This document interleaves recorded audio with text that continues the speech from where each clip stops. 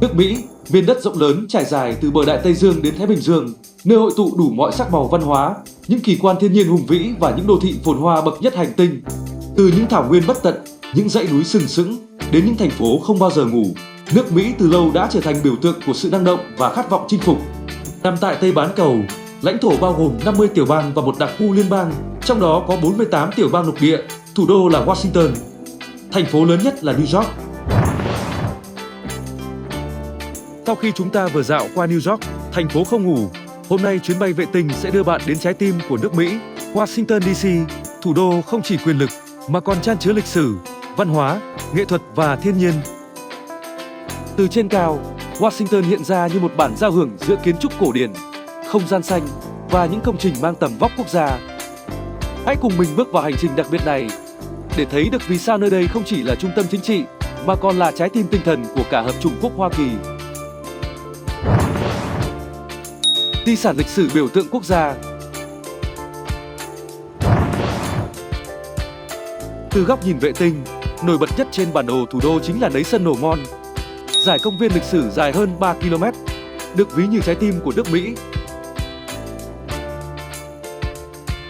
Đây không chỉ là nơi diễn ra các lễ hội, cuộc tuần hành quan trọng, mà còn là nơi hội tụ những biểu tượng gắn liền với từng chặng đường lịch sử.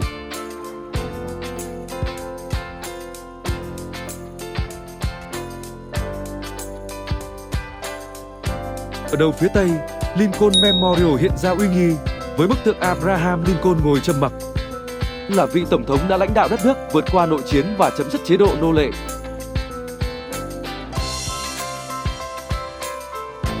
Hàng triệu du khách ghé nơi này để cảm nhận sự thiêng liêng cũng như tinh thần bình đẳng mà Lincoln để lại.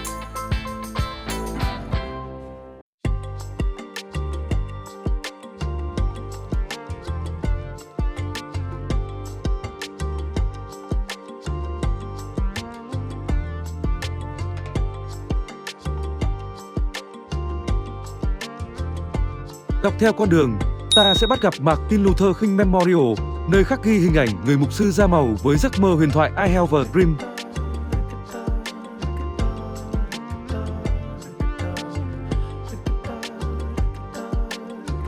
Tượng đài như một lời nhắc nhở về cuộc đấu tranh không ngừng nghỉ cho nhân quyền và công lý.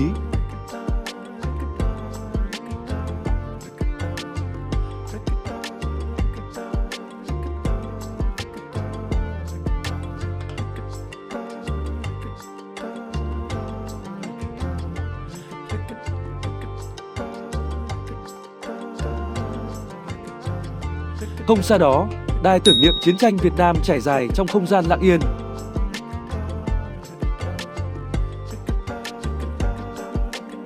Hàng chục ngàn cái tên khắc trên bức tường đá đen phản chiếu bóng người đứng trước.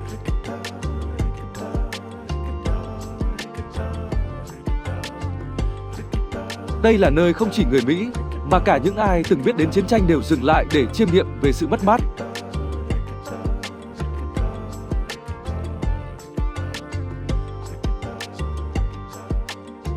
Giữa trung tâm National Mall, vươn lên bầu trời xanh là tượng đài Washington, công trình cao hơn 169 mét, như một cây kim khổng lồ.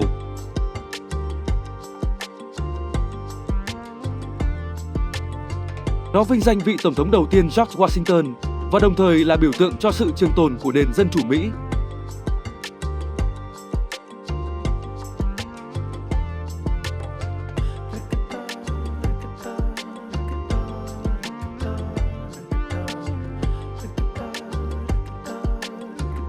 Đi tiếp về phía đông, ta gặp Điện Capitol Hoa Kỳ, tòa nhà với mái vòm trắng kinh điển.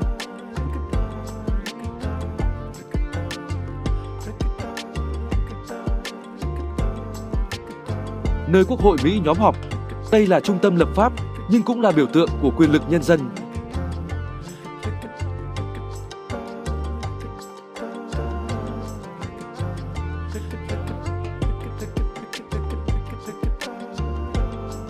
Không ít bộ phim, tư liệu và cả các sự kiện lịch sử trọng đại đã diễn ra ngay trên những bậc thang này.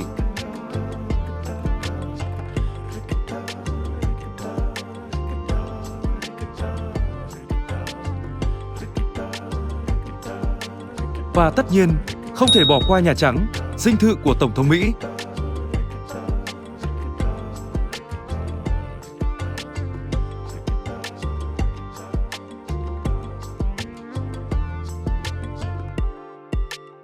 Từ bên ngoài, tòa nhà màu trắng với hàng cột cổ điển đã trở thành hình ảnh quen thuộc toàn cầu.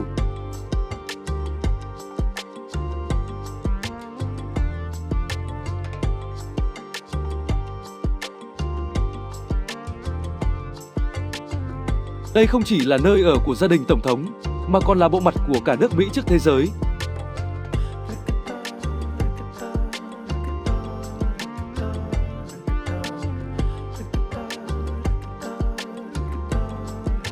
Nhiều du khách khi đến thủ đô đều không quên dừng lại chụp ảnh lưu niệm, như một minh chứng rằng mình đã đặt chân đến trung tâm quyền lực của hành tinh.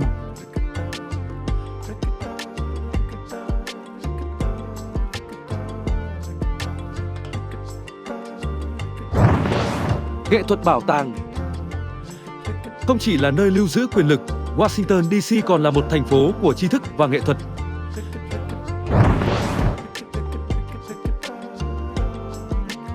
Trên hành trình vệ tinh, ta có thể ghé National Gallery of Art, bảo tàng nghệ thuật đẳng cấp thế giới.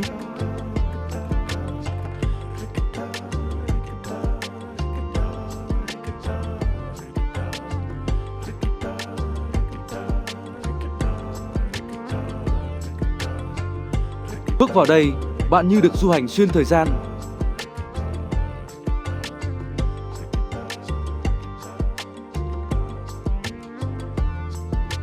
Từ những bức họa phục hưng châu Âu đến tác phẩm ấn tượng và hiện đại Mỹ, đây là nơi hội tụ tinh hoa sáng tạo của nhân loại.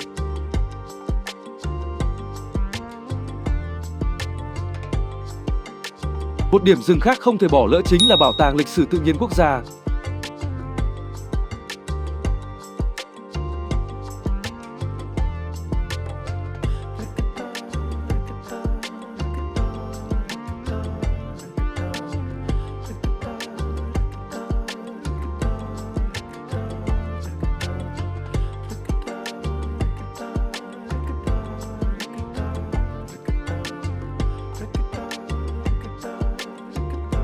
Bảo tàng này cuốn hút không chỉ bởi những hóa thạch khủng long khổng lồ,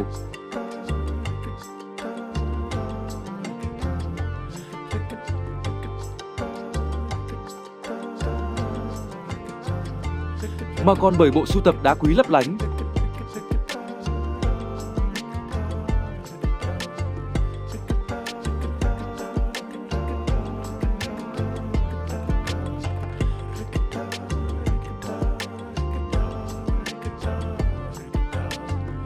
Những loài sinh vật kỳ lạ và hiếm có.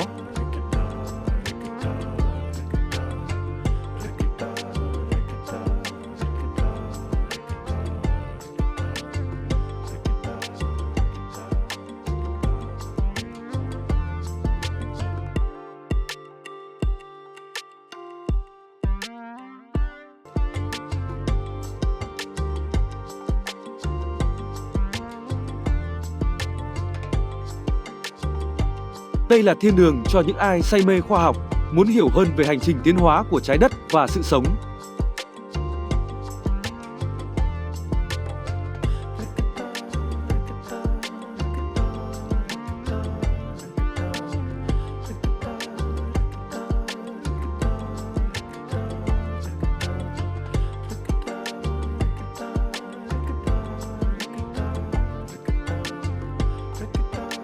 Và nổi bật nhất trong hệ thống bảo tàng tại đây chính là Smithsonian Institution, tổ hợp bảo tàng lớn nhất thế giới, hoàn toàn miễn phí cho khách tham quan.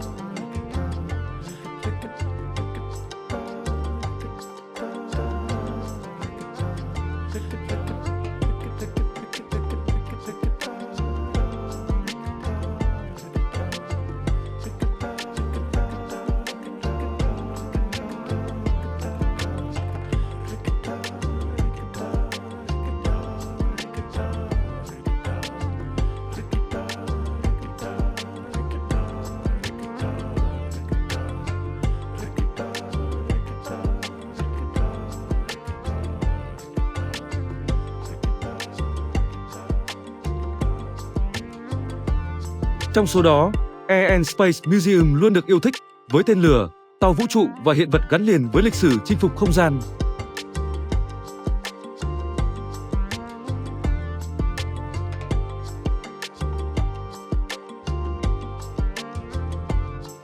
Còn Museum of American History thì kể lại hành trình lập quốc, phát triển và định hình văn hóa Mỹ qua từng hiện vật quý giá.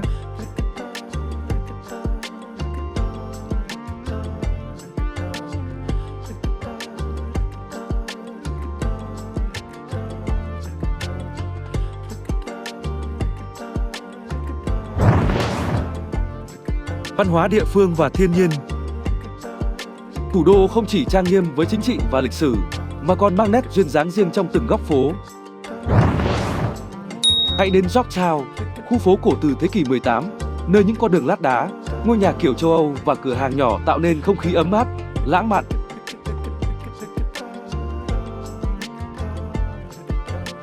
Đây là nơi lý tưởng để mua sắm, thưởng thức ẩm thực hay đơn giản chỉ là dạo bước trong chiều hoàng hôn.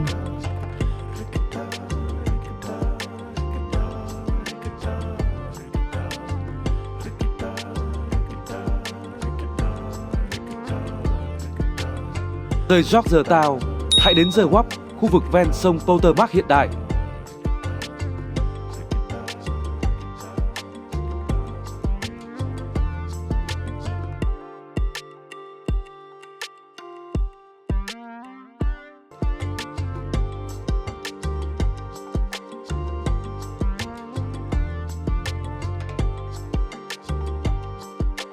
Khi ánh đèn lên, âm nhạc sống vang lên và những nhà hàng ven sông chật kín thực khách.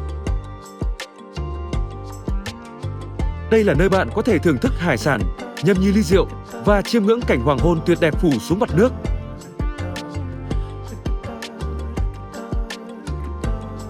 Washington DC, thành phố thủ đô, không chỉ là trung tâm chính trị quyền lực mà còn là điểm hội tụ của lịch sử, văn hóa, nghệ thuật và thiên nhiên. Từ những tượng đài uy nghi, bảo tàng tri thức đến khu phố cổ lãng mạn, tất cả hòa quyện để tạo nên một Washington vừa uy nghi, vừa quyến rũ.